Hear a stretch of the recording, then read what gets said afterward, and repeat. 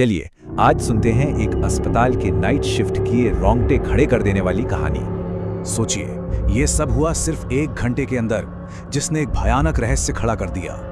हमारी कहानी शुरू होती है शहर के सबसे पुराने हॉस्पिटल के आईसीयू में।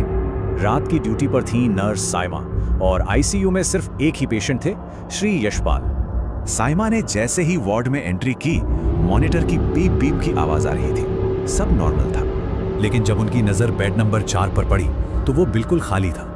बेड की चादर एकदम सीधी बिछी थी, एक भी सिलवट नहीं।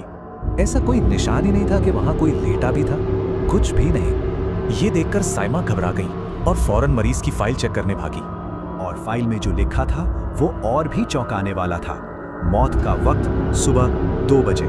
लेकिन अजीब बात यह थी कि डेथ सर्टिफिकेट पर किसी डॉक्टर का साइन ही नहीं था। अचानक पास के ग्लास कैबिन से एक आवाज गूंजी, तुम्हें बता देता, देर हो गई। साइमा के तो पैर ही कांप गए जब उन्होंने दरवाजे के पीछे एक परछाई को हिलते देखा। और ये तो हो ही नहीं सकता था, क्योंकि आईसीयू में मौत के बाद किसी को आने की इजाजत नहीं थी। ठीक उसी पल बेड नंबर 4 से जुड़ा मॉनिटर फ्लैटलाइन हो गया। पूरे आईसीयू में सिर्फ एक लंबी सीधी पीप की आवाज गूंजने लगी। सन्नाटा। और फिर जो हुआ, वो केबिन का दरवाजा धीरे से खुला। अंदर से एक आदमी बाहर आया।